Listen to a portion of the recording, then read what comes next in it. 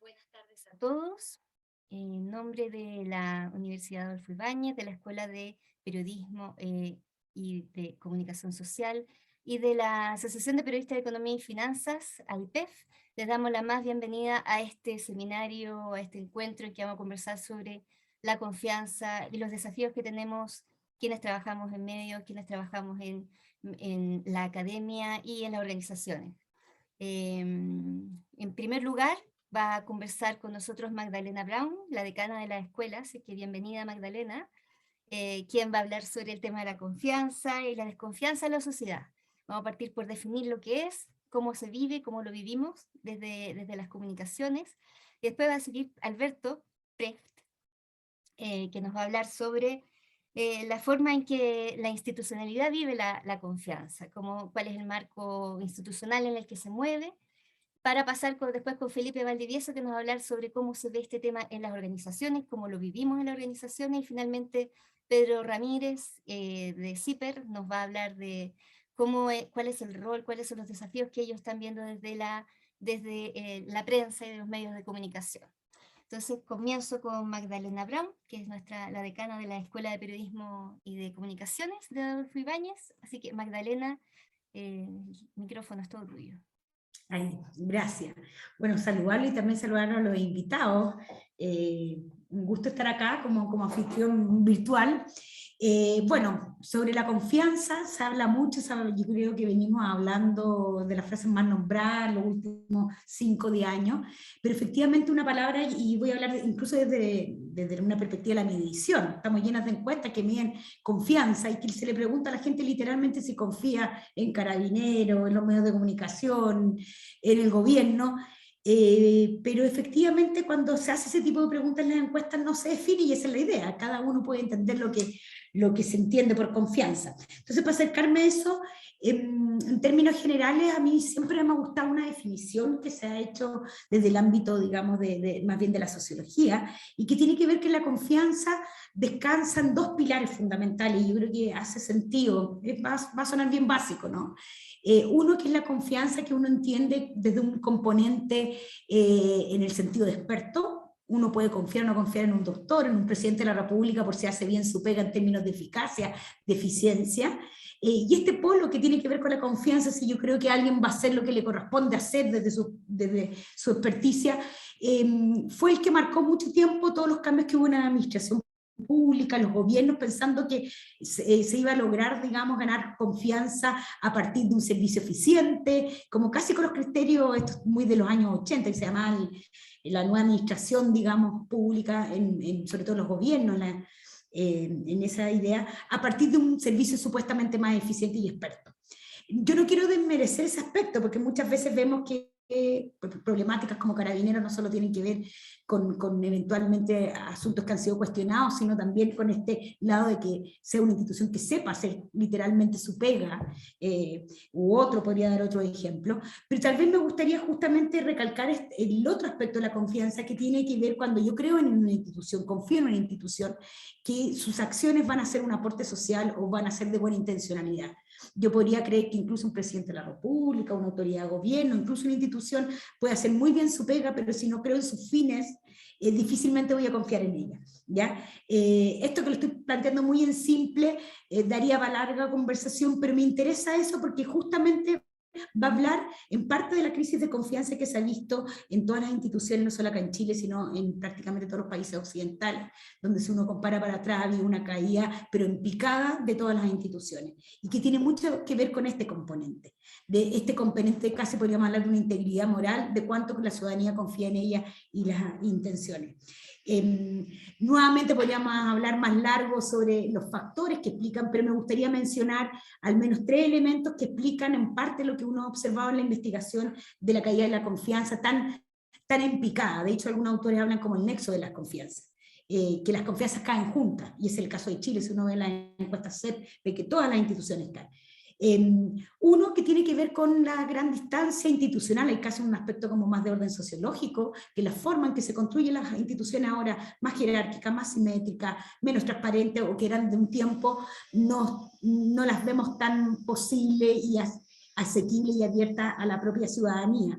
pero también tiene que ver con una ciudadanía que está más empoderada, más educada y exige más. Exige más, y eso es un punto que sobre todo creo que es relevante y exige no solo en términos de la misma eficacia que hablábamos antes, sino también en el concepto de receptividad, que se escuche más, ¿ya? No solo en términos de transparencia, sino que se escuche más. Y ahí las instituciones son un orden más tradicional que nos ha costado adaptar a los tiempos que venimos. Esto yo puedo haberlo hablado muy en términos abstractos, pero creo que es súper interesante después que vayamos viendo ejemplos y sobre todo entender que en esta crisis de confianza estamos todos, los medios de comunicación, las instituciones políticas, las empresas, las universidades, todos estamos exigidos por esta doble demanda de mayor receptividad, esta demanda de mayor apertura y sobre todo esta mayor demanda de hacer también bien nuestra pega y sobre todo las promesas que hemos dado a la ciudadanía con respecto a ella. Así que dicho eso, sigo y dejo a Alberto. Alberto. Gracias Magdalena, gracias también Andrea y a todos los organizadores, un gusto estar acá. Bueno, Magdalena me quitó parte de lo que tenía anotado, me se adelantó, porque cuando hablamos de instituciones, hablamos de desconfianza o caída en la confianza en las instituciones, tenemos necesariamente que hablar de integridad. Y la integridad no tiene que ver con valores hipermorales, santificantes, sino que tiene que ver con el cumplimiento de compromisos, tiene que ver más bien con la coherencia. De hecho, la integridad matemática es eso, la integridad se opone a la corrupción es lo que destruye alguna materialidad, entonces la integridad es lo que la mantiene junta. Y efectivamente eso es lo que nos ha pasado. Y si uno empieza a desmenuzar un poco dónde ha estado esas pérdidas importantes de confianza, tienen que ver con pérdidas importantes en la integridad. Y sobre todo lo ejemplifico con dos instituciones fundamentales en lo que fue nuestro devenir en los últimos 30 años, que tienen que ver con Carabineros. Yo recuerdo siempre en mis consultorías era, bueno, los chilenos no son corruptos porque tienen una policía que es incorruptible. Ese era el mantra que te decían. Entonces uno iba a Honduras a dar conferencias a la policía hondureña y uno decía, bueno, es chileno, Carabineros, nos forman a nosotros, pobres latinoamericanos que no sabemos comportarnos, en cambio Carabineros de Chile, policía militarizada por lo demás, porque esa es la condición que la hacía incorruptible, no iba a caer, y cae fuertemente. Y por otro lado, la Iglesia, la Iglesia, sobre todo la Iglesia Católica, que había sido un bastión defensor de los derechos humanos fundamental en la dictadura, y que por lo cual tenía un acervo de ser el lugar donde se recurría cuando habían grandes conflictos. Y de hecho lo que nos demuestra el 18 de octubre, que no hubo a quién recurrir. ¿Quién iba a ser el que iba a llenar el espacio del mediador, del punto de encuentro? Todos los que intentaron esto, y con mucho respeto, hicieron el más soberano ridículo. Los que fueron de camisas blancas, vestidos todos de blanco a la moneda un día, los que por otro lado alguna vez con la Cruz Roja y otros intentamos de hablar con los encapuchados. No, nadie quiso hablar con nosotros. ¿Quién iba a querer hablar con Chile transparente, con la Cruz Roja? Nada. Era la demostración total de que todos, y ahí está muy bien también la descripción que hace Magdalena, incluso los medios, perdieron ese espacio. O sea, a mí me da gusto que hoy día los noteros de televisión, yo trabajo en un matinal, los noteros de televisión pueden ir a Meix a cubrir y no los golpeen. Pero en el 18 de octubre no había ningún medio de comunicación que podía ir con su logo a cubrir una manifestación porque iba a salir claramente golpeado. Otra cosa es que evidentemente lo que ocurre hoy día, tenemos niveles de violencia y de anomia mucho mayor que llevan al asesinato de una periodista hace pocos días. Entonces, la gran pregunta que yo quiero dejar planteada para la conversación es, bueno, ¿quién llena el espacio? ¿Quién llena este espacio de momentos tan desafiantes donde nos dimos cuenta que nuestra institucionalidad, por falta de integridad, a mi juicio, tenía absoluto pies de barro? Creo, eso sí, y con esto termino, que no soy un pesimista, creo que hay momentos bien desafiantes. Si uno ve, de hecho, el cambio de los contenidos en los medios de comunicación, hemos pasado a algo bien paradigmático. O sea, la entretención como producto, sobre todo en los medios de comunicación más masivos, ha dejado de aparecer. La entretención hoy día no vende como antes. Los programas como Viva el Lunes, Sábado Gigante, eso ya no existe, no está en la industria. Si uno ve cualquiera de los matinales, el bloque de entretención es solamente cuando se da el tiempo. Deja de contar, 20 minutos. Después es pura información dura, más o menos crónica roja, más o menos escabrosa, más o menos bien tratada, más o menos ética, pero es información. Entonces creo que también hay un momento interesante donde tenemos una ciudadanía que está consumiendo contenido mucho más duro. Y eso demuestra también de que los que antes no eran competitivos, seguramente Pedro va a poder hablar mucho del ejemplo de la irrupción de Ciper, por ejemplo, en estos espacios que antes eran absolutamente vedados. O sea, invitar a Ciper a un matinal era una locura, o sea, era marcar 2 puntos de rating. Hoy día no, Ciper se toma un espacio de una hora y media, 2 horas, con Pedro, con otros periodistas en matinales. Creo que ahí hay algo interesante porque sí tenemos, yo creo, una sociedad que cada día consume contenidos que efectivamente pueden ser reconstitutivos de estas instituciones. Entonces, la paradoja es, ¿estamos en un momento de descomposición o estamos en un momento de recomposición? Ahí quizás con eso podemos seguir debatiendo para los que vienen. Felipe, ¿cómo lo ves tú desde las organizaciones? Bueno, primero que nada, buenas tardes, muchas gracias por asistir a esta conversación. Desde el mundo de las organizaciones pasan dos cosas. Yo creo que el mundo del management comprendió quizás un poco antes que al interior de las organizaciones la confianza era fundamental para el desarrollo del proyecto corporativo, del alineamiento estratégico, etcétera.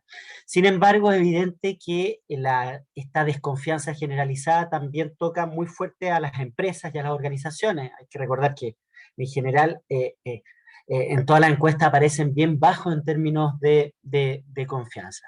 Ahora bien, en ese contexto yo quisiera decir dos cosas. Yo primero quisiera destacar de que la confianza no es un atributo, no es algo que me llegue del cielo, que diga yo soy confiable. Antes podía ser. Si yo les decía a ustedes que yo soy doctor en sociología, que estudié en la universidad más prestigiosa, que vengo de un colegio y una universidad, etcétera, podría tener un mayor grado de confianza que hoy día. Lo que nosotros enfrentamos en el mundo social es demuéstramelo. Y como decía Magdalena, hay que mostrar integridad y competencia técnica en los dos pilares que se refirió. Por lo tanto, mi reflexión va en la línea de que la confianza no es un atributo, no es un don, no es una imagen, tampoco que podamos comunicacionalmente proyectar, hola, soy confiable. Eso no funciona, funciona cada vez menos. Y si no es una imagen, si no es un atributo, lo que sí estoy convencido es que es una relación.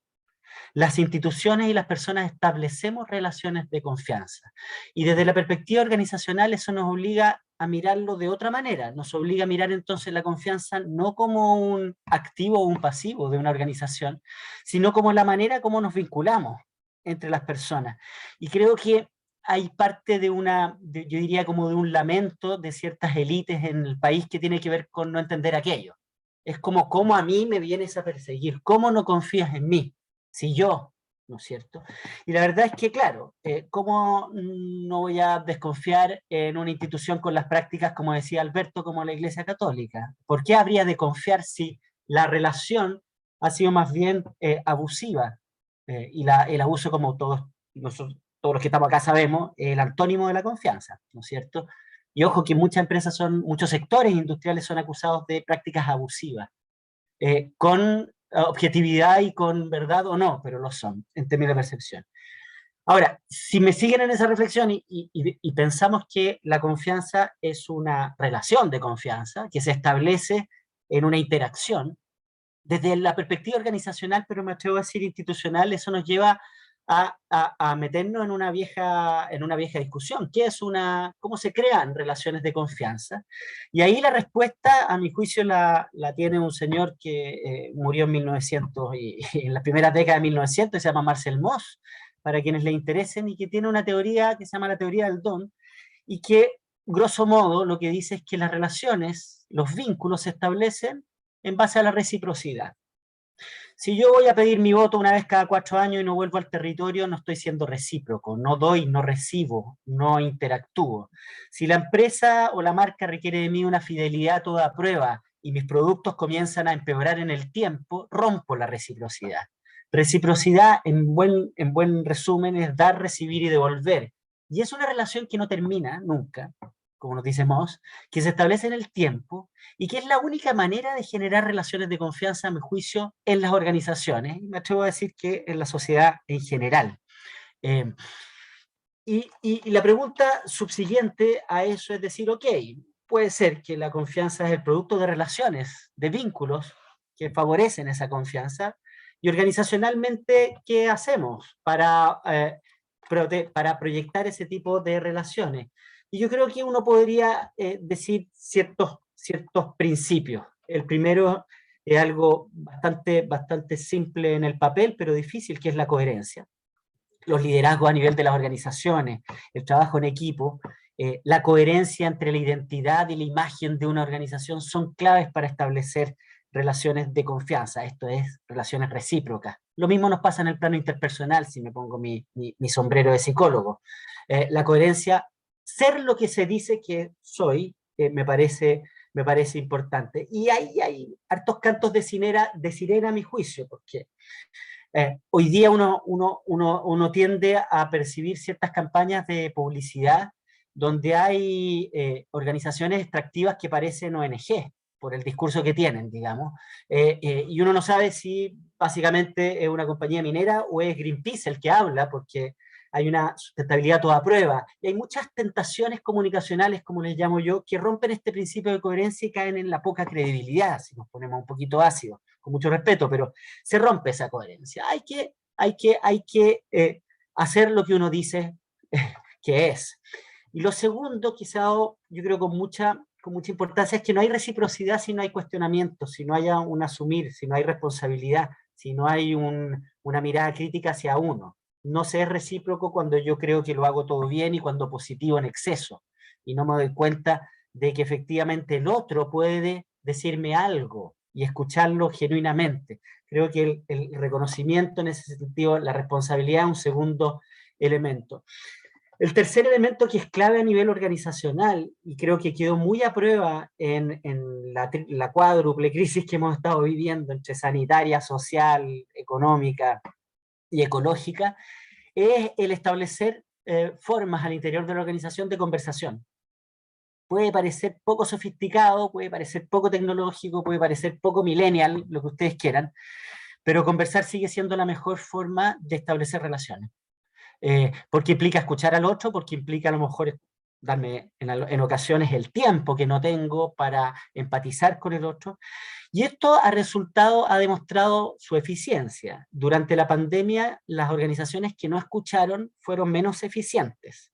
Dada la cantidad de casos particulares que tuvimos que enfrentar organizacionalmente, si no los escuchábamos, eso podía llevar a una cierta parálisis o a una cierta ineficiencia. Como cuarto elemento que yo creo que contribuye a la reciprocidad que permite relaciones de confianza y que debemos aceptar en todos los ámbitos, como decía Magdalena y un poco lo que decía Alberto, es la horizontalidad. Y una horizontalidad que saquémonos el tema de si es respetuosa o no es respetuosa y tratemos de mirarla desde si es adulta o no es adulta. La horizontalidad de poder decirnos las cosas de frente como son, de manera asertiva, de perderle el miedo a la discusión, de poder considerar a los otros como interlocutores válidos, lo que está lejos de significar que yo haga todo lo que el otro me dice, pero sí de darle validez a las posiciones de los otros. Y finalmente, yo creo que junto con la coherencia, con la responsabilidad, con el conversar y con la horizontalidad, las relaciones de confianza se basan en honestidad. Y eso lo sabemos, cualquiera que tenga una relación interpersonal de algún tipo, sabemos que es fundamental transparentar fines y los medios que vamos a hacer. Y yo creo que todavía tiendo a ver organizacionalmente un cierto infantilismo de las personas que trabajan, como que se expresan cosas medias caricaturescas, como que las organizaciones nunca están mal, están en situaciones complejas. Y las personas no son despedidas, son desvinculadas y van a buscar nuevos desafíos, y empezamos con toda esta cosa un poquito comunicacional que pierde de vista de que estamos en un momento importante de nuestra evolución como sociedad y como humanidad, en donde debemos decir las cosas de manera bastante transparente, y se valora la transparencia, y es la que nos permite confiar también, complementando un poco lo que mencionaba Alberto y Magdalena. Eso era un poco lo que me gustaría agregar a esta conversación. Ya, y le voy a dar la palabra a Pedro Ramírez, director de CIPER. Hola, en primer lugar, gracias por la invitación a la universidad, a su magíster y a la IPEF, que es una agrupación de periodistas que ya lleva mucho tiempo y es súper activa y hace muchas cosas buenas, así que le agradezco por el espacio. A mí me encanta hablar de periodismo, así que me puedo alargar, así como puedo poner mi latero, así que ustedes me paran. Yo quisiera partir poniendo sobre la mesa 3 puntos que creo que pueden ordenar mejor mi exposición. Lo primero es que no es responsabilidad de los medios contribuir a la mejora de la confianza en las instituciones públicas, pero tampoco, ojo, es de mejorar esa confianza, ¿no? O sea, no es nuestra responsabilidad ni nuestro objetivo, ¿no? Sino someter a consideración pública temas que son de interés público y que fomenten el debate público. El segundo punto que quiero destacar es que desde la experiencia práctica en el ejercicio del periodismo, yo ya llevo como 35 años en esta profesión, y esto es una consideración completamente personal y la hago como Pedro Ramírez y no como director de CIPER, yo creo que lo que más contribuye a mejorar la confianza en las instituciones es la transparencia de las propias instituciones. Y en segundo término, el que las instituciones fomenten el debate público, ¿no? Y aquí voy a poner un subtítulo a este segundo punto, una pequeña bajada. Las autoridades se están acostumbrando a hacerle zancadilla a la transparencia, a las normas de transparencia, ¿no? Ya les voy a contar por qué. Y una segunda cosa es que las autoridades, digamos, en la élite se está sobrevalorando los acuerdos por sobre el debate, ¿no? Se está proponiendo, ¿no es cierto?, que se lleguen a acuerdos antes del debate público. Y yo creo que eso no es bueno, ¿no es cierto?, y el ejercicio del periodismo va justamente en contra de aquello. Y el tercer punto que quiero poner arriba de la mesa, ¿no es cierto?, es que en el ejercicio práctico del periodismo, al menos lo que hacemos en CIPER, partimos de un prejuicio. Y ese prejuicio es que las unidades de comunicación estratégica tienden a exponer los hechos o a facilitar antecedentes que apuntalan la versión que es más proclive a los intereses de las instituciones o de las autoridades que dirigen esas instituciones, ¿no? Y bueno, como todo prejuicio puede y suele ser bastante injusto con algunas unidades de comunicación estratégica que hacen bastante bien su pega, digamos. Pero nosotros partimos desde ese prejuicio porque nos ordena, ¿no? El periodismo parte desde la duda, ¿no? De someter a una duda sistemática todas las afirmaciones que nos entregan las distintas fuentes. Respecto al primer punto, de que no es nuestra responsabilidad mejorar o desmejorar la confianza en las instituciones, yo quisiera decirle que nosotros partimos de la base de que el periodismo lo que hace es someter, exponer ante la ciudadanía antecedentes, ¿no es cierto?, comprobables, documentados, particularmente el periodismo de investigación, que le permiten a los ciudadanos ejercer el escrutinio sobre cómo se comportan estas instituciones, ¿vale? Pero no solo eso, sino que además permiten a los ciudadanos participar en el debate público sobre cómo mejorar, ¿no?, estas instituciones o las tareas que desarrollan estas instituciones. Y entonces, caminamos por una vereda que es bien compleja, porque normalmente lo que estamos haciendo en el periodismo es poniendo sobre la mesa las fallas de las instituciones, ¿no? Las fallas de la política pública, las fallas de los poderes públicos, de los poderes privados, ¿no es cierto? Y por lo tanto pareciera ser que lo que nosotros estamos permanentemente haciendo es contribuyendo a la desconfianza en las instituciones. Y créanme que en realidad lo que nosotros buscamos no es eso, sino que lo que buscamos es mejorar a través del debate público, ¿no es cierto?, cómo se comportan estas instituciones y cómo responden a los intereses de la ciudadanía.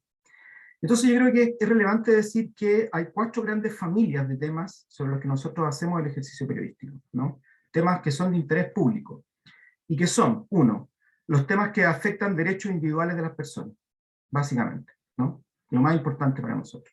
En segundo término, los temas que afectan derechos colectivos, comunitarios, y la calidad de vida de las comunidades.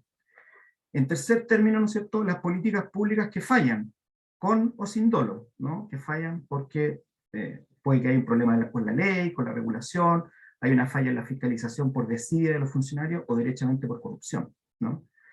Y la cuarta familia de temas que nosotros abordamos permanentemente son actividades privadas que afectan derechos de terceros, por falta de regulación, o porque existe la regulación pero falla la fiscalización, o derechamente por corrupción, ¿no?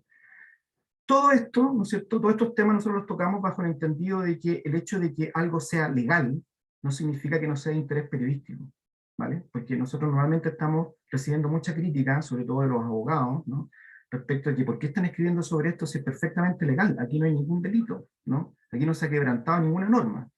Pero eso no significa que las cosas estén bien, puede significar que se requiere una reforma, por ejemplo, y por lo tanto es necesario que los ciudadanos lo conozcan para que se genere el debate público. Y entonces estos temas, estas 4 familias de temas, surgen por 4 fuentes que los originan. La primera es un vacío legal, ¿no? O sea, no existen normas, o las normas que existen contienen vacíos que evitan la correcta fiscalización y las sanciones, ¿no? Y por lo tanto contribuye a la desconfianza en las instituciones. Una segunda fuente de origen, ¿no es cierto?, es que existen leyes, pero que estas son ilegítimas porque están afectando derechamente los derechos de las personas. Y por lo tanto hay una necesidad de discutir, debatir públicamente una eventual reforma. Otra fuente de origen, ¿no es cierto?, son las fallas de los funcionarios, ¿no? Los funcionarios no aplican correctamente la norma existe, pero no la aplican correctamente, por desidia, ¿no es cierto?, ¿no? Por falta de servicio, porque hacen mal su trabajo.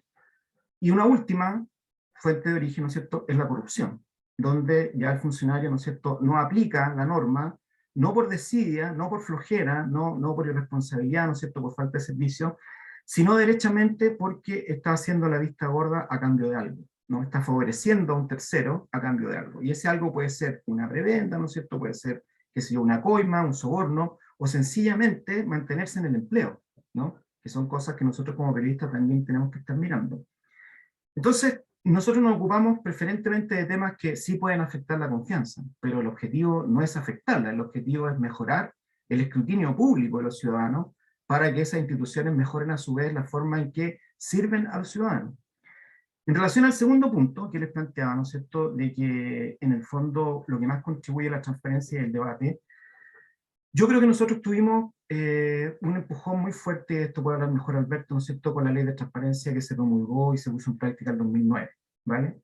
Lo que hizo la ley de transparencia, ¿no es cierto?, fue tomar un concepto que estaba en la Constitución, que decía que todas las informaciones que están en poder de las entidades públicas son públicas por defecto, ¿no es cierto?, pero que ese precepto no se aplicaba porque en el fondo no había una ley, no había una norma que estableciera procedimientos y sanciones por incumplimiento de esos procedimientos, ¿no?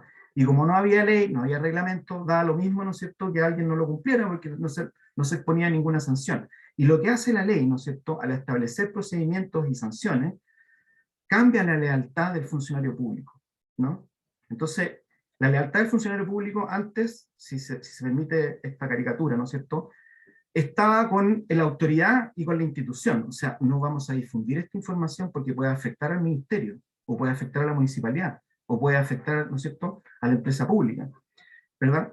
Entonces, cuando la ley dice, señor, si usted no cumple con el procedimiento, se expone a sanciones, cambia el foco de la lealtad, el eje de la lealtad, y el funcionario, ¿no es cierto?, comienza a ser leal con el requirente, con el ciudadano que está pidiendo la información, porque si no, él se expone, ¿no es cierto?, a que lo sancionen con un porcentaje de una sanción temporal con un porcentaje de su sueldo, ¿no? Que te quiten el 10%, el 20%, el 30% de tu sueldo durante algunos meses.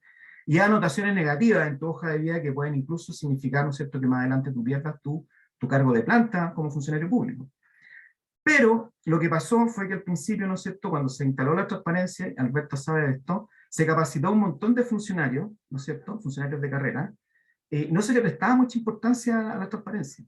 Entonces nosotros llamábamos a una municipalidad y aparecía un funcionario que se había capacitado y que estaba ansioso de hacer correr la ley, ¿no es cierto?, y de entregar los documentos, etcétera, etcétera. Pero rápidamente los alcaldes, los ministros, los subsecretarios, los jefes de división se dieron cuenta de que esto era peligroso, ¿no? Y por lo tanto fueron nombrando en transparencia a funcionarios de la confianza en las autoridades, que en el fondo han empezado a actuar como un filtro, que no pretende cumplir la norma, sino que buscar las formas de cómo incumplirla, pero que siga siendo legal, ¿vale? ¿No? Esto es como la diferencia entre la evasión tributaria y la elusión, ¿verdad? Entonces, voy a tratar de entregarte, o voy a aparentar que te entrego lo que me estás pidiendo, para que tenga este hálito de legalidad, por decirlo así, pero en realidad yo estoy poniendo trabas para que el ejercicio periodístico, que emana, ¿no es cierto?, de obtener los documentos, las informaciones públicas, no se puede ejercer, o se dilate, se extienda en el tiempo. Entonces, ¿qué es lo que pasa? Que las autoridades empezaron a entender cómo vulnerar la ley sin incumplirla directamente. Y esto implica, ¿no es cierto?, que cuando tú pides algo, te hacen correr las prórrogas y te aplazan, ¿no es cierto?, lo más que pueden la entrega, ¿no? De tal manera que la oportunidad periodística que siempre está vinculada a la actualidad se pierda, ¿vale? En segundo término, te pueden entregar documentos que no son los que tú estás pidiendo, ¿no? Tú estás pidiendo el oficio número 428 y te entregan el 429. Un error administrativo, ¿no? ¿Sí? Pero con eso, ¿no es cierto, Alberto? Se cierra tu petición, que tiene un número, que tiene una clave, ¿no es cierto?, que tiene un rol, y ya tú tienes que generar una nueva para decir, oiga, ¿sabe qué? Se equivocó y me entregó el 429 y no el 428. O te entregan el documento, pero entregan la carátula y con 2 páginas más, no te lo entregan completo, ¿no? Y entonces de nuevo se cierra y dice, a usted ya le entregamos, así que con esto se cierra, ¿no es cierto?, su solicitud, y hay que generar una nueva para ir a pelear, etcétera, etcétera. Pero está pasando algo más grave todavía, y es que la ley estableció, ¿no es cierto?, una condición extraordinaria, que es que cuando tú pides algo y el Consejo para la Transparencia, ¿no es cierto?, tú recurres de amparo y el Consejo para la Transparencia afirma tu petición, ¿no es cierto?, te apoya, te respalda, lo que hace la autoridad es judicializar el caso. Y eso es una situación totalmente extraordinaria, o sea, se estaba planteando la ley como una cosa, ¿no es cierto?, que iba a pasar muy pocas veces, y resulta que está pasando muchas más veces de lo que nosotros quisiéramos, ¿no?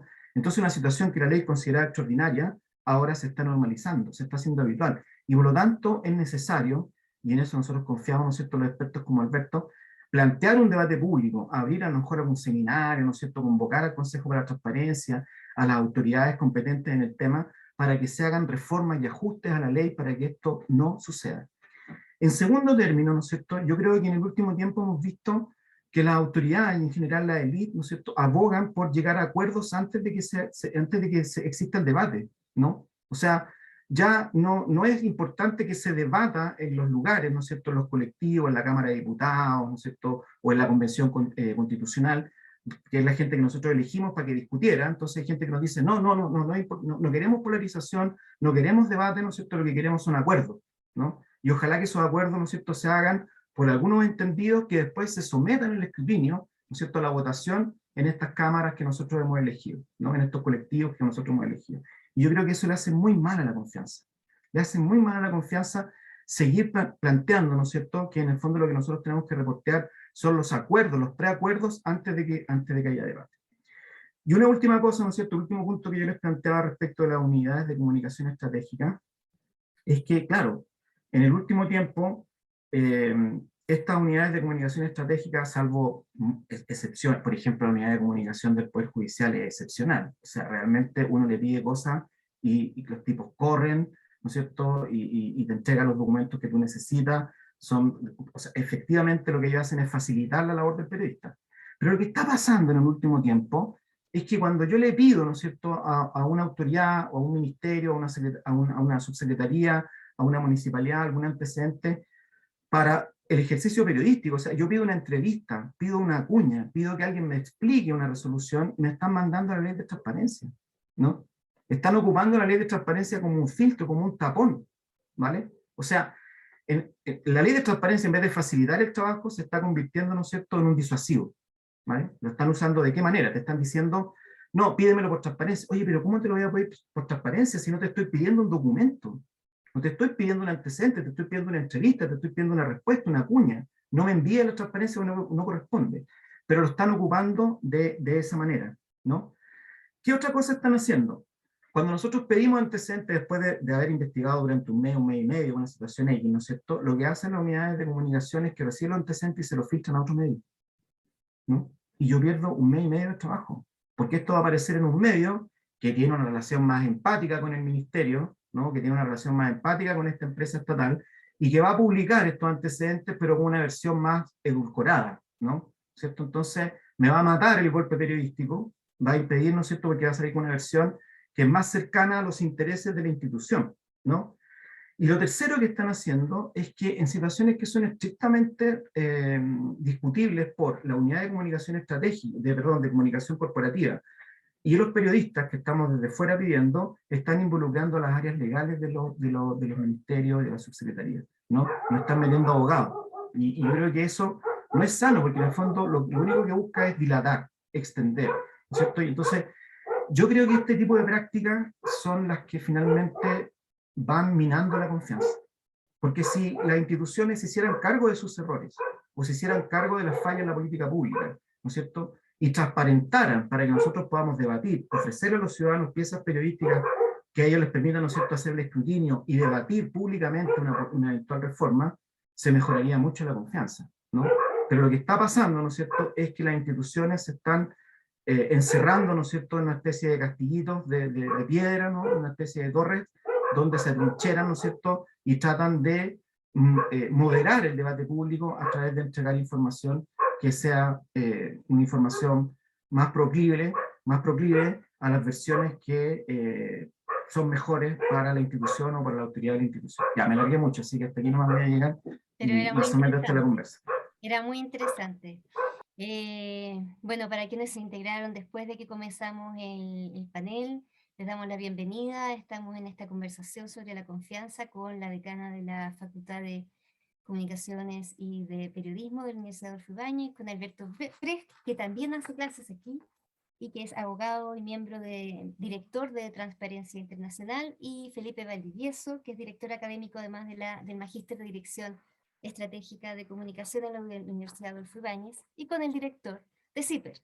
Entonces vimos un recorrido desde qué es comunicación, cuál es el concepto que hay detrás de la confianza y cómo eso se está viviendo desde las instituciones, desde las organizaciones, cómo se ve de los medios de comunicación, y todo esto como parte del Magíster de Comunicación Estratégica que está nuevamente realizando la Universidad Adolfo Ibáñez, y en la cual nosotros como Asociación de Periodistas de Economía y Finanzas tenemos una beca para todos los afiliados, asociados. Estamos con la universidad desde el inicio del Magíster, así que ya llevan al menos varios egresados y graduados muy insignes además.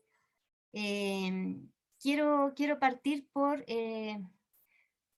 yo comprendí lo que dijo Pedro sobre cómo se van minando. Hay varios conceptos que han ido planteando todos, uno sobre la confianza, pensándola como el sentido experto, cómo ese sentido experto dejó de ser suficiente para volverse algo que radica en la institucionalidad.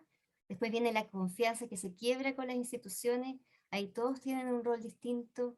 Lo que decía Felipe respecto de las conversaciones, la importancia de la confianza como un articulador, y pensando que estamos en el contexto de comunicación estratégica y de magíster, cómo se debiera gestionar comunicacionalmente la confianza para apoyar la coherencia institucional en las organizaciones, como independiente del rol que tenga ahora el periodismo, estoy pensando desde cómo construimos confianza.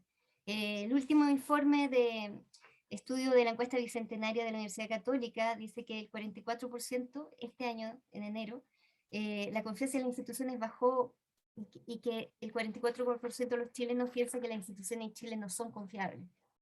¿Qué se puede hacer ahí? ¿Cómo lo ven ustedes? ¿Cómo es el desafío desde las comunicaciones, desde los distintos ámbitos? Alberto, perdón. Sí, que después de Pedro no me puedo quedar callado. Estuvo demasiado bueno, y además es algo muy coincidente con lo que hablaba con un buen amigo de Jaime Pinochet, periodista de investigación también, en otro formato, ahora en la tercera, y el diagnóstico es muy parecido al diagnóstico que hacemos, pero hay un punto que me gustaría poner sobre la mesa, que tengo una diferencia con Pedro. Yo llevo 20 años ya en los temas de transparencia, sueño, vivo con esto, y he llegado a la conclusión que la transparencia no es sinónimo de confianza.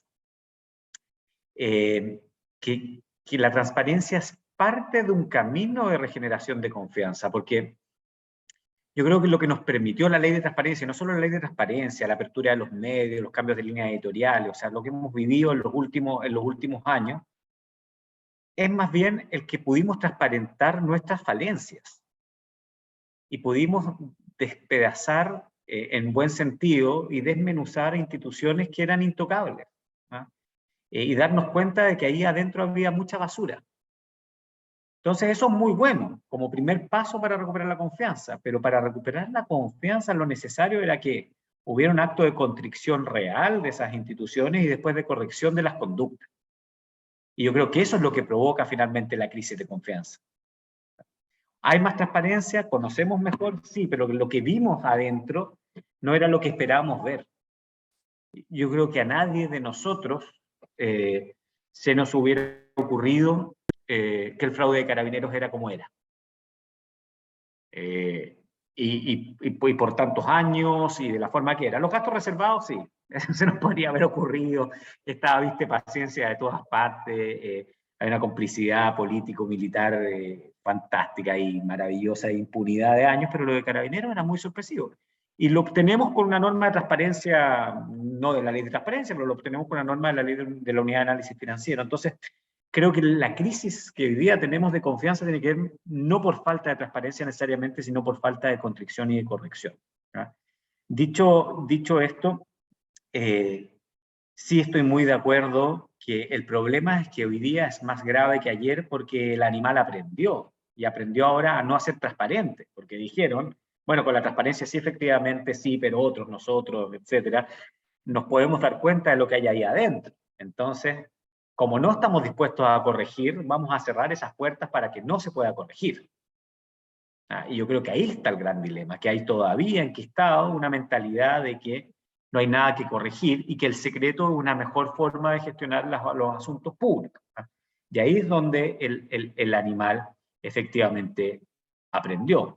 Caso paradigmático, los correos del Ministerio de Salud. Ahí el Estado oculto, el Estado profundo opera. O sea, ¿cómo tú puedes entender que el gobierno de Boric no entregue los mails del gobierno de Piñera? Entonces, ¿qué está mal ahí? El Estado profundo que dice, no, es que no vamos a entregar hasta leerlos uno por uno, ver que lo que entregamos sea correcto o no, etcétera. Y yo creo que esos correos no van a llegar, a pesar de que el Consejo para la Transparencia ha hecho investigaciones sumarias, sanciones, todo lo que tiene, esos correos no van a estar antes de 6 meses a disposición de CIPER. Antes de 6 meses no van a estar. Otro ejemplo, con esto termino, personal. Yo solicité cuando estábamos en medio del Milico Gate las hojas de vida de Oviedo y Fuente Alba. Me llegaron 2 años y medio después. No me sirven para nada. Las tengo ahí guardadas, se las pasé a la Paulina, creo, y también dijo, ya no me sirven para nada, ya está todo procesado. Pero si hubieran llegado con oportunidad, hubieran servido. Y con esto voy también al punto, que la transparencia de la que habla Pedro, sin oportunidad deja de ser transparencia. Es información, pero ya no es transparencia. Entonces, por eso necesitaba reaccionar rápido, porque creo que era una provocación muy directa. Y ahí pidió la palabra Pedro, y después la pidió Magdalena, pero la retiró, así que le doy en este momento la palabra a Pedro y después a Magdalena. Sí, no, mira, súper corto, yo solo quiero decir que con Alberto no hay ninguna diferencia, estamos completamente de acuerdo, Alberto. Yo creo que la transparencia, tal como lo plantea en el segundo punto, contribuye a la confianza, pero contribuye en la medida que la transparencia nos permite escrutar para debatir, ¿no? O sea, nos permite fiscalizar, hacer el ejercicio de fiscalización para que se produzca el debate público. Y lo estoy mirando desde el ejercicio del periodismo. O sea, cuando a mí me preguntan cuál es la mejor manera de que las instituciones, ¿no es cierto?, fortalezcan su confianza pública, bueno, yo lo que hago, ¿no es cierto?, es fiscalizar, inspeccionar, hacer el escrutinio de cómo se comportan las instituciones públicas, y por lo tanto, para mí, lo más relevante, ¿no es cierto?, es que me entreguen los antecedentes lo más rápido posible, de la manera más transparente posible. Porque eso es lo que va a generar el debate público y va a permitir hacer reformas, cambios, mejoras, y a la larga eso va a contribuir a recuperar la confianza. Y una última cosa, pásame nomás, Alberto, las hojas de vida de Oviedo, porque a mí me pueden servir más adelante. No sé si te las mando feliz, de inmediato. Y lo otro es que yo espero que no sean 6 meses para que no entreguen los correos del MinSal, porque ya llevamos como 2 años. 2 años, sí. Pero además nos encontramos con que el Ministerio del Interior lo que nos responde es que los correos de sus ministros y sus autoridades se borran a los 30 días, de que estas autoridades dejan de ejercer, ¿no es cierto? Yo creo que eso fue un masazo aún más duro para nosotros, ¿no es cierto?, que intentamos reconstruir de manera transparente el ejercicio del poder. Solo eso. Hablamos en el coffee. Coffee virtual. Magdalena. Eso va a ser presencial.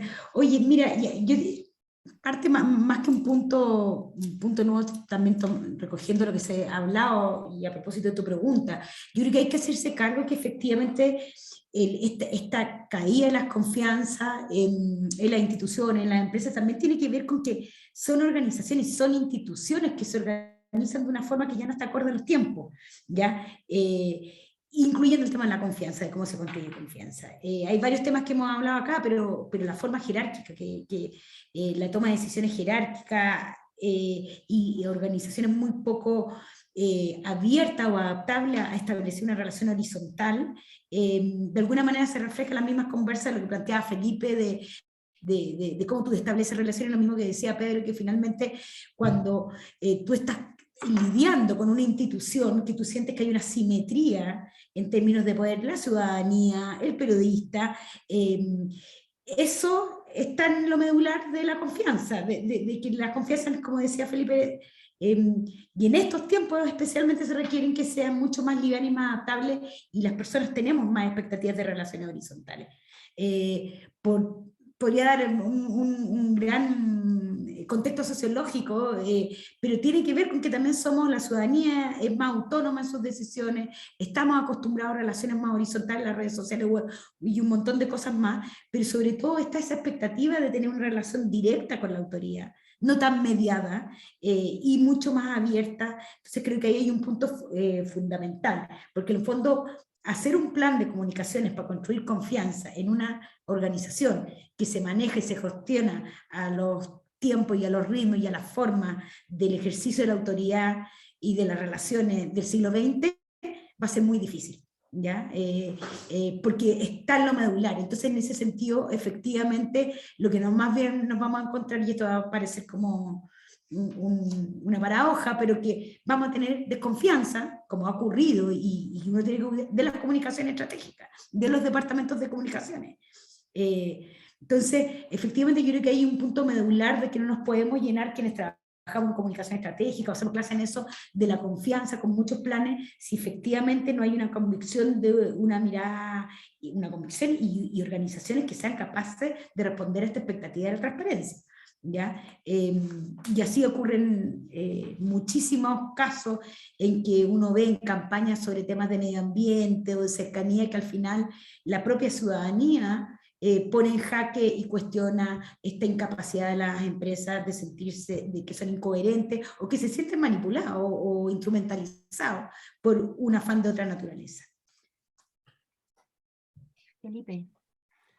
Solo complementando, porque creo que hay una conclusión que aparece con fuerza, que comparto al menos como tesis, que la transparencia es una parte de la confianza, pero para complejizar un poco las cosas en el mundo privado también esto tiene otro cariz, porque transparencia también choca con competitividad en el mundo privado. Esto es que también tiene un límite. Es decir, voy a poner el ejemplo más absurdo de todos, pero es la fórmula de la Coca-Cola, digamos. Claro, yo puedo transparentarla, pero puedo estar perdiendo valor en el proceso sin estar infringiendo, y hay un poco lo que decía Pedro, algo legal.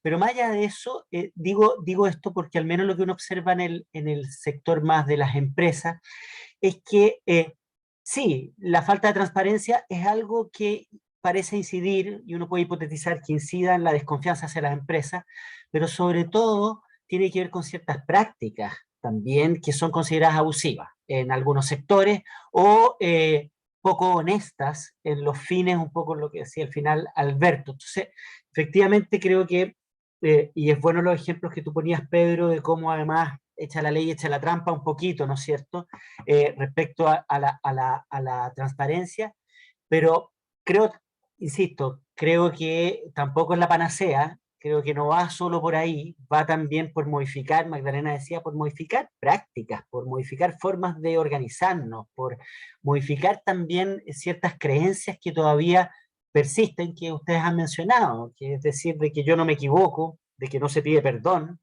de que todo es positivo, de que nosotros hacemos siempre las cosas bien, que es algo tan absurdo en estos días, digamos, y que sin embargo hay tanta organización que insiste como en morir con las botas puestas y nos contrata a los comunicadores para que presentemos la píldora de una manera, y eso desgraciadamente, estoy de acuerdo, que hace perder confianza en los propios equipos de comunicaciones, cuando creo que la labor que tenemos es otra desde la comunicación estratégica. No es para nada eso, es cuidar los vínculos, y los vínculos, insisto, se cuidan, entre otras cosas, con transparencia, pero como decía Magdalena, con honestidad, con preocupación y reciprocidad hacia el otro respecto a ciertas prácticas que tenemos y que todavía hay que corregir. Creo que en ese sentido el cuadro no se reduce, al menos desde el sector privado también, a más o menos transparencia como si fuera lo único. Creo que es interesante ese acuerdo o esa conclusión que noto que aparece aquí. Antes de darte la palabra, Pedro, y complementando lo que han estado comentando y lo que tú comentabas respecto de la transparencia, la ley de transparencia aparece justamente en las respuestas institucionales que se dan cuando es necesario precaver un bien, ¿no? Que es el principio de transparencia como un eje articulador, algo que da coherencia, que ayuda a afirmar la institucionalidad, por decirlo de alguna forma.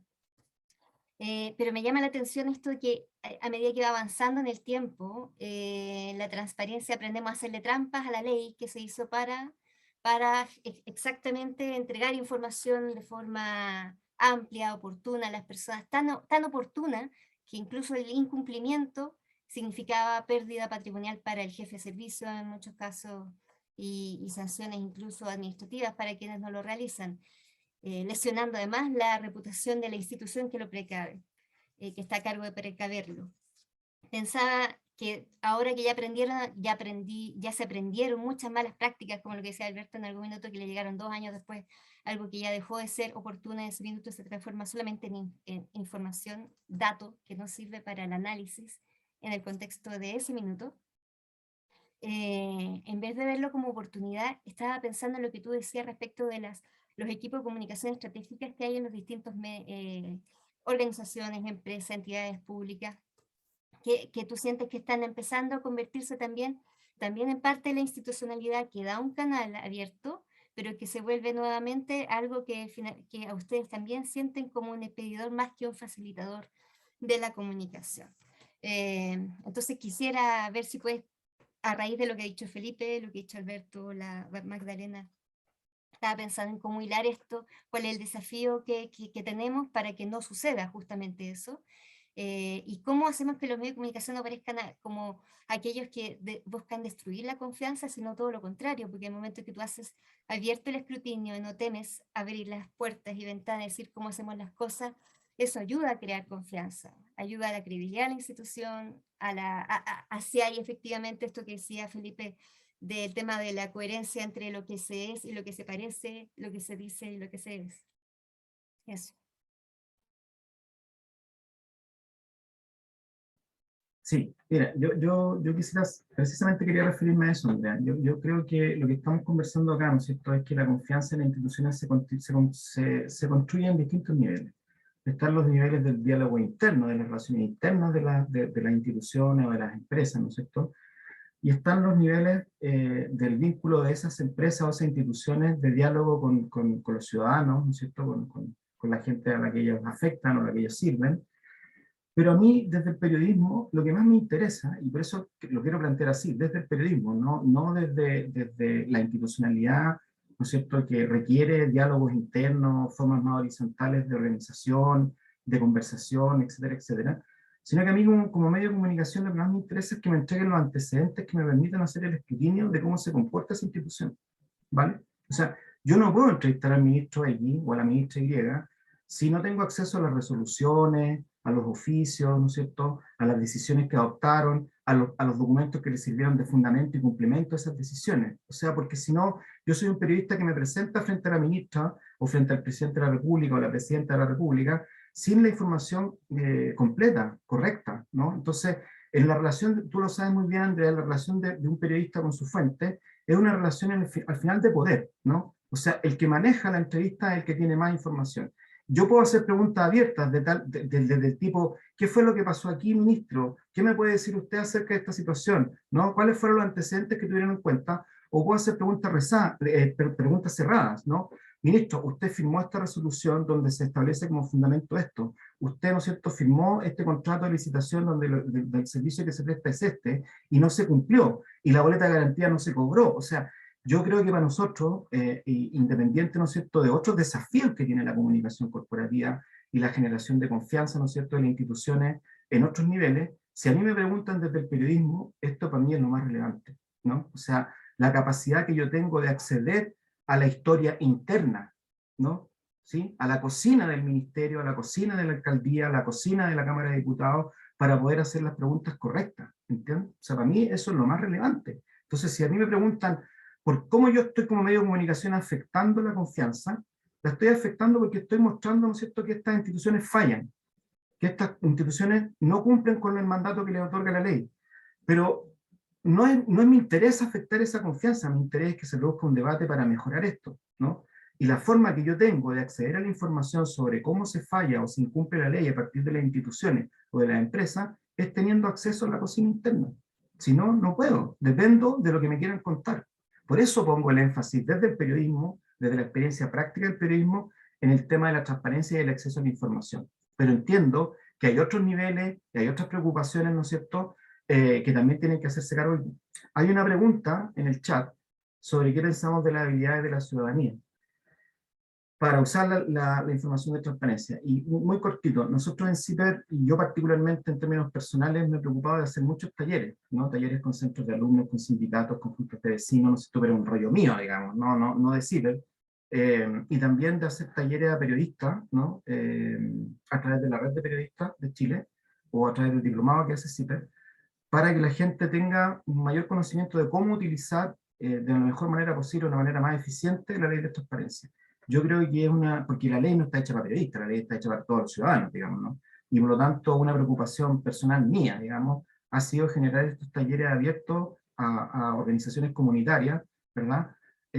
Para que ellos puedan, ¿no es cierto?, hacer el escrutinio de la autoridad a partir de la solicitud de información pública, porque se conoce muy poco, la gente no sabe ocupar la ley, ¿no?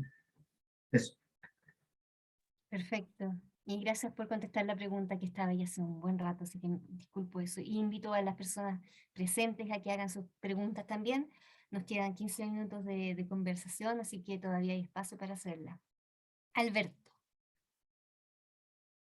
Sí, dos líneas distintas que me gustaría como comentar. De acuerdo con las conclusiones que hemos ido llegando, transparencia en el nudismo no es la panacea, pero sí es fundamental. O sea, es fundamental para la recuperación de confianza, para la construcción de confianza. Y ahí, un poco pasándome al sector privado, yo creo que hay muy buenos ejemplos de cómo la transparencia ha aumentado la competitividad. Y ha servido para la reputación. Voy a poner unos súper ejemplos. La página La Verdad del Gas de Lipigas. Es mentira que el gas sube porque hay una especulación, etcétera, y yo lo explico. Obviamente es una verdad cuestionable, y ahí los expertos y los medios tendrán que cuestionar lo que sale en La Verdad del Gas, y si lo que me dice La Verdad del Gas de Lipigas es verdad o no es verdad. Porque ese es el rol de nosotros, cuestionar aquí. Pero se atreve. El avance de un grupo importante ahí, reconocer lo que hace Janel von Boldensdorf y otros, yo estuve en esos grupos, tanto en gasto fiscal como con la Asociación de Aseguradoras en los principios de ESG. O sea, cómo efectivamente usted puede entregar información que no le quita competitividad y que usted tiene un mito en su cabeza como empresa que esto le va a quitar competitividad, no le quita ninguno. Y ejemplos que me han tocado más personales, varias compañías que pude asesorar en su momento a convencerlos de que lo mejor que podían hacer era hacer todas sus actividades de lobby a través de la ley de lobby.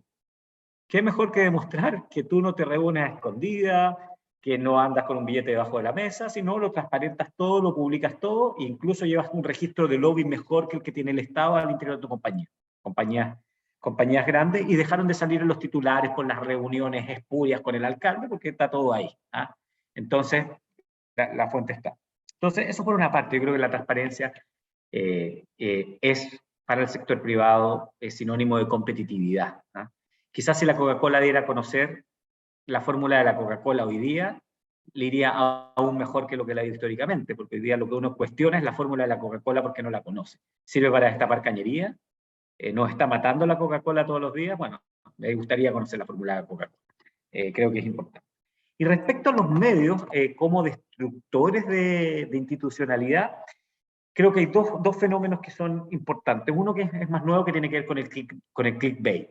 O sea, cómo efectivamente hoy día los medios, sobre todo los más masivos, están siendo absolutamente irresponsables en publicar noticias con titulares grandilocuentes que ocurren en países difícil de localizar en el mapa, pero nunca se pone que son ahí, entonces uno cree que es en Chile. Entonces, mató a 45 alumnos en escuela, a titular para hacer clic, todo el mundo hace clic, nadie lee que la escuela ocurrió, la matanza ocurrió hace 30 años por Boko Haram en Nigeria, y no ocurrió en Chile, en una escuela en la Araucanía, por decir algo.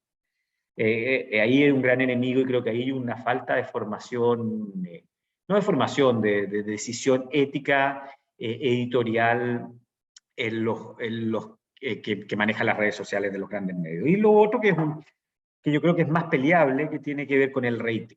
Y yo creo que es muy interesante cómo hoy día, no solamente en televisión, sino también en radio, uno ve que hay contenido más duro, que era más fome, que hoy día sí vende. O sea, demostrar que eso también vende.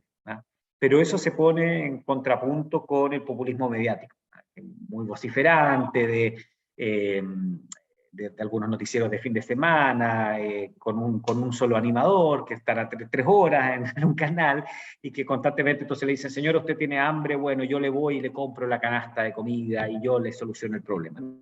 Ese claramente, para mí, como profesor de una escuela de comunicaciones, digo, este es un ejemplo donde la ética tendría que entrar a decir algo.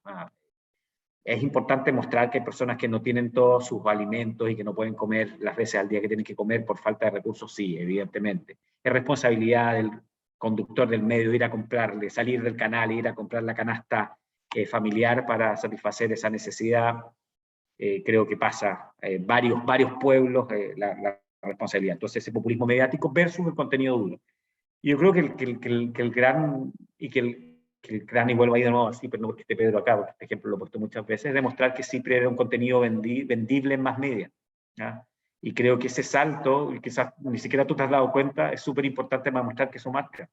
Y yo que estoy en la competencia, uno ve, pues, cuando están en Chilevisión y dice, oh, escucha, están marcando, ¿y por qué? Porque está CIPER. Ya, entonces, bueno, tratemos de equiparar con lo que podamos, y uno trata de equiparar. Entonces, yo creo que esa pelea vale la pena darle. Con el clickbait yo creo que es bueno para hacer un seminario de ética periodística en redes sociales, porque ahí la pelea yo creo que está muy, muy perdida. Magdalena. Bueno, yo justamente quería tomar ese tema, que yo creo que yo hablaba al principio que todas las instituciones han caído en picada, y los medios de comunicación, no sé, como un medio alternativo, pero los grandes medios también son instituciones, y también han caído en picada en confianza, aquí y en otras partes del mundo.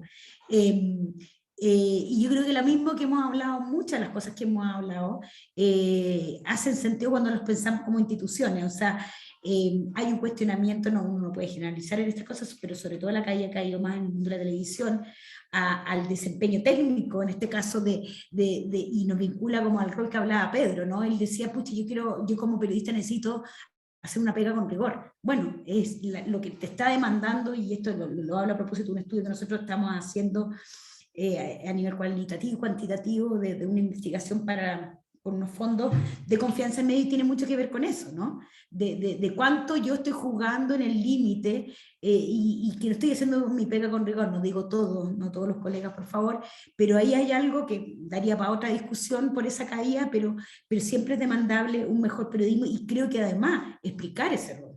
Este rol está muy poco reconocido, en términos, pero más en un escenario de hibridez comunicacional, de desinformación, donde ese rol de certificador del periodismo, el periodismo riguroso, tiene aún más sentido. Y entonces tiene que ver con eso, pero también nuevamente tiene que ver con la intencionalidad, ¿no? El periodismo, Pedro hablaba, y uno también lo enseña así en nuestra sala, tiene que ver con un rol de la democracia, con un rol de transparencia, pero cuando creemos que hay un tipo de periodismo que no entendemos el periodismo, no, y está en función de otras funciones de entretener, el periodismo tiene que entretener, un buen periodismo entretiene, digamos, pero su rol fundamental que tenga que ver con este debate público y otro también estamos puestos en jaque.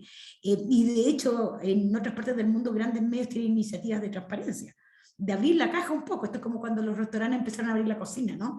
Porque hay una pega que demostrar de por qué una noticia sobre otra, y por qué tanto. Entonces yo creo que ahí hay daba otro seminario, para otra conversa, pero de cómo también esta pega de que tanto Pedro nos habla, y que el desafío de hacer la buena pega periodística, esa también es la que está demandando la ciudadanía, y hay que volver a contarle permanentemente a la ciudadanía que ese es el rol del periodismo, ¿ya? Entonces creo que ahí hay también un tremendo desafío, que además vimos que sobre todo cuando pasó lo de octubre de 2019, la caída que teníamos en algunos medios fue más en picada todavía, con una ciudadanía dividida. Entonces hay un montón de desafíos también que tienen que ver con los propios medios de reconstrucción de confianza, si se puede decir. Ahí, Pedro, ¿tú querías retrucar? Sí, yo quería hacer una precisión cortita, digamos. A mí me parece que los medios sí pueden generar confianza, no necesariamente están metidos en la crisis de confianza, digamos. Yo creo que sí, pero sí un caso contracíclico, digamos, ¿no? De hecho, nosotros nos financiamos con socios que hacen un aporte, el 80% de nuestro financiamiento viene de socios que depositan una cuota mensual, digamos. Tenemos en este momento casi 6.500 socios que nos permiten, ¿no es cierto?, financiarnos, y nuestras cuentas son transparentes. Iniciamos este proceso en el 2019, cuando se terminó en el 2018 el financiamiento que nos proveía, ¿no es cierto?, el Grupo Sayé, y por lo tanto, nosotros cuando empezó el estallido social o cuando empezó la pandemia dijimos vamos a perder un montón de socios, y no los perdimos, seguimos creciendo, ¿no? Eh, yo creo que el periodismo puede ser asociado al espectáculo y a la entretención, ¿no? Más que el espectáculo y la entretención, pero lo más importante es que el periodismo tenga novedad, tenga revelaciones, ¿no? Tenga golpe, finalmente, ¿no? Nosotros nos hemos estado acostumbrando a noticieros de televisión, diarios, ¿no es cierto?, que no golpean a nadie, ¿no? O sea, que son un buen registro del día, pero que no golpean, ¿no? Yo creo que el chiste de CIPER es que por lo menos 5 o 6 veces al año tiene un golpe que es inevitable, que tiene que ser reproducido desde el Mercurio hasta el siglo, ¿no? Porque abarca todo, digamos. Entonces, yo pienso que en ese sentido se pueden generar las confianzas. Yo estoy convencido, y en esto te respondo, Alberto, que cuando asumí la dirección de CIPER, una de mis preocupaciones fue precisamente que estuviéramos en los matinales, ¿no? Y que escribiéramos artículos más cortos, y que además le dábamos un sabanazo, una historia como un ladrillazo en la cabeza para los lectores, digamos. Entonces hoy día, si ustedes se meten en el artículo de CIPER, se van a dar cuenta que son mucho más cortos, digamos, ¿no? Entonces, y que tienen más diseño, y estamos más presentes en redes sociales, ¿no es cierto?, con pequeños síntesis de lo que estamos haciendo. Yo creo que eso ha sido muy bueno, en el sentido de que entendemos que también tenemos que mejorar nuestra presentación, digamos, ¿no? Entonces, pero sí se requiere mucha seriedad en la entrega, y yo creo que eso es súper importante, digamos. O sea, entonces, estamos muy contentos porque Chilevisión nos ha acogido en su... Se silenció, Pedro. ¿Yo que me silencié? Ahí algo pasó, ¿no? Ah, Pedro. Es que empezó a hablar de Chilevisión y acá está Somos de Media. Sí. ¿No? ¿Aló? ¿Pero me escuchan, no? Ahí volviste, sí. Sí. Perfecto. Sí. Entonces, No fue Chilevisión con no intención, ha ¿eh? abierto un espacio en su matinal, y en realidad eso ha sido súper bueno para nosotros, porque además nos permite recoger nuevos socios, ¿no es cierto?, mostrar nuestro trabajo de una forma mucho más masiva. Yo creo que se puede, ¿no? Es necesario que, digamos, prepararse para cambio en el fondo, y no estar siempre en lo mismo, digamos. Y por Además, último, yo quería decir a la Magdalena que a nosotros no nos gusta que nos llamen un medio alternativo, porque no somos alternativos, somos un medio de comunicación. Somos un medio de comunicación que nació para competir con el Mercurio, con la Tercera, con la ADN, con la Operativa, y para ganarle. Y tratamos de hacer Me eso. parece muy digamos, bien, ¿no? entonces. Entonces, lo que sí nos gusta es que nos estén un medio independiente, porque en el fondo, claro, hay gente que nos dice, pero ustedes los financiaban ayer. Sí, si nuestras finanzas son públicas, están en la página. ¿A ustedes los financió Soros? Sí, ahí está en la página. Pero también hemos publicado artículos que afectaban los intereses del Grupo Sayé. Sí, los publicamos. Publicamos artículos que afectan los intereses de Soros. Sí, lo hemos publicado también. Y así sucesivamente. Entonces yo creo que ese tipo de cosas, abrir la cocina, como dice la Magdalena, ¿no es cierto?, el restaurante, cuando uno abre la cocina del medio de comunicación y muestra lo que está haciendo, y cuando nosotros le pegamos el lunes, ¿no es cierto?, al partido de la gente, porque Cervel abrió un proceso sancionatorio, y la gente dice, ¿y cuándo van a investigar las finanzas de Boric?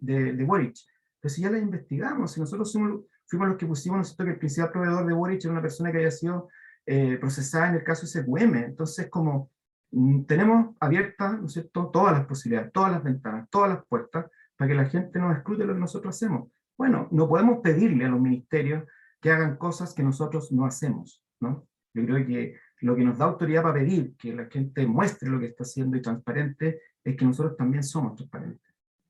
tú construyes confianza en el propio medio de ustedes. Pues. Ustedes, de hecho, crean una marca que tiene confianza, como es CIPER. Oye, yo antes de despedirlos quería recordar a este señor que se llama Francis Fukuyama, que él definió pensar cuál es el desafío que puede tener para ustedes, para nosotros, para los periodistas, para quienes trabajamos en comunicación, el tema de construir capital social, que se basa justamente en la construcción de confianza. Y aquí recojo lo que decía Felipe al comienzo, que sin confiar, sin validar al otro, sin construir eso, es muy difícil construir ese capital social con el que finalmente vamos a salir adelante, Y quería preguntarles cómo seguimos adelante, entonces, ¿cómo ven ustedes este desafío en estos 3 minutos que nos quedan? Unas palabras finales. No se peleen la palabra, por favor. Parto por Felipe. Ah, ya, Pedro. Es que yo me tengo que ir luego, se me hace que va a ser súper No, corto. Oye, 3 minutos, ya. yo creo que el principal desafío para nosotros los periodistas es cómo convencemos a la gente de que es bueno que paguen por el producto periodístico, digamos, ¿no? O sea, si nosotros, o sea, que la gente entienda que la construcción de confianza de las instituciones, ¿no es cierto?, conocer cómo funcionan, pasa por el buen periodismo, y el buen periodismo tiene un costo, ¿no? Entonces, las personas se están acostumbrando a que la información les llegue gratis al celular, ¿no es cierto? Andan con un kiosco en el bolsillo. Antiguamente nosotros teníamos que poner un diario en el kiosco y la gente pasaba por el frente, miraba, se metía la mano en el bolsillo, sacaba 500 pesos y lo compraba. Hoy día no, las cosas le llegan, y yo creo que eso es un desafío para nosotros. O sea, si queremos, yo tengo la confianza de que el buen periodismo se va a imponer, ¿no? Que el buen periodismo siempre va a tener lectores, digamos, y va a generar debate público, ¿no? Y me dicen, ¿qué pasa con las fake news y las redes sociales? Las redes sociales son una plataforma, ¿no? Cuando aparecieron, no sé, la radio dijeron que los diarios se iban a morir, cuando apareció la televisión se iban a morir los diarios y la radio, cuando apareció, ¿cierto?, las redes sociales se iba a morir la televisión, la radio, y sí, todo sigue conviviendo. La plataforma es una cosa, pero la calidad del periodismo que se pone en esas plataformas es lo que realmente importa. Yo creo que la gente tiene que entender que eso tiene un costo, que es necesario.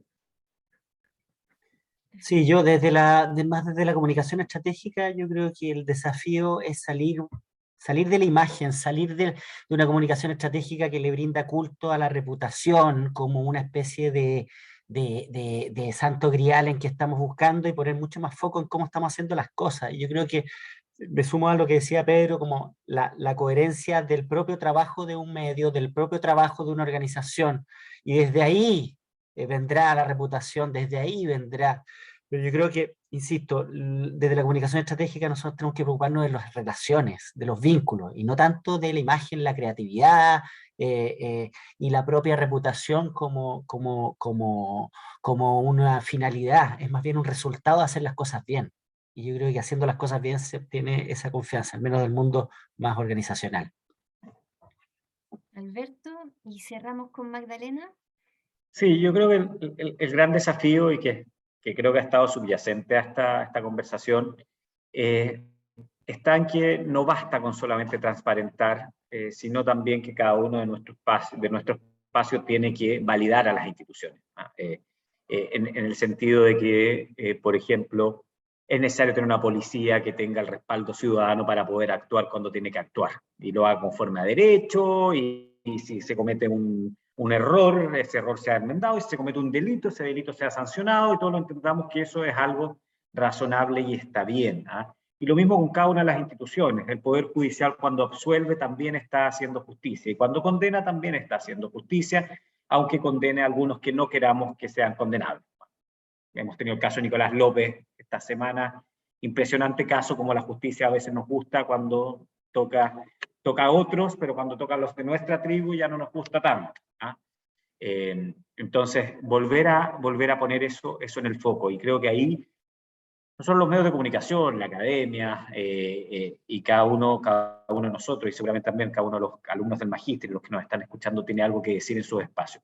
Y lo otro que creo que ya es más de nicho, y que es una pelea casi de nicho de negocio, es demostrar que la transparencia nos conviene a todos, que con la transparencia se gana más plata desde el punto de vista de la empresa, y desde el punto de vista del Estado se ganan más votos. Entonces, vale la pena efectivamente ser transparente, porque al final no es solamente una cuestión ética, sino que también es una cuestión de rentabilidad económica y de rentabilidad electoral. Cortito. De hecho, como yo tenía el rol al principio de definir lo que era confianza, un punto súper importante y básico tiene que ver con que la confianza finalmente siempre, como decía Felipe, es algo de las relaciones, pero las expectativas, ¿no? Tiene que ver que yo finalmente tengo expectativas positivas, proyectos con respecto al accionar del otro. Y creo que, como lo decía Felipe, y también se ha hablado, gran parte de una era más, como yo llamaría, espero, medio obsoleta de entender la pega de comunicaciones, esta grandilocuencia. Creo que hemos hablado de un montón de determinantes de la confianza, la transparencia, pero parte importante tiene que ver con que no generar esa sobreexpectativa innecesaria de lo que no somos, lo que vamos a hacer, y generar una espiral de inflacionario en torno a esas expectativas que después no se cumplen y que menos está en tu intencionalidad de no hacer. Esto que parece súper abstracto, creo que en términos prácticos tiene que ver con el día a día. En general está como acostumbrado a entender que las comunicaciones, todos estos debates, es un problema comunicacional, ¿eh? Como si los problemas son reales en general, incluyendo desde todas las organizaciones, y un entendimiento de la comunicación muy táctico, muy obsoleto, muy de manual y poco sustantivo para estos tiempos. Y parte de eso tiene que ver con decir lo que uno es y hacer bien la pega y establecer relaciones. Parece súper modesto, pero a veces la modestia es mejor que las grandes ambiciones en este sentido, creo. Está perfecto, además que estamos en tiempos de cambio, como decías tú, del tema del paradigma de las organizaciones. Bueno, yo sin más agradezco a todas las personas que estaban aquí presentes, invitar a todos los periodistas que quieran participar en la beca, en el magíster con la beca de periodistas, lo pueden hacer a través de la página web de la IPEF, pueden ver todas las bases para postular. Y muchas gracias Pedro, Felipe, Alberto, Magdalena por esta conversación que fue muy interesante. Efectivamente da para mucho más, así que es interesante. Confianza no es solo un concepto, sino que conlleva demasiado. Así que saludos también, Tomás, para ti. Muchas gracias a todos, a los que están en backstage, y nos veremos en otro encuentro. Muchas gracias, que estén muy bien. Muy bien. Chao, chao. Chao, gracias. Oh, gracias. Yo les doy muchas gracias también. Chao. Chao. Nos vemos, Felipe. El Chao. jueves. El jueves, sí. Sí. Chao.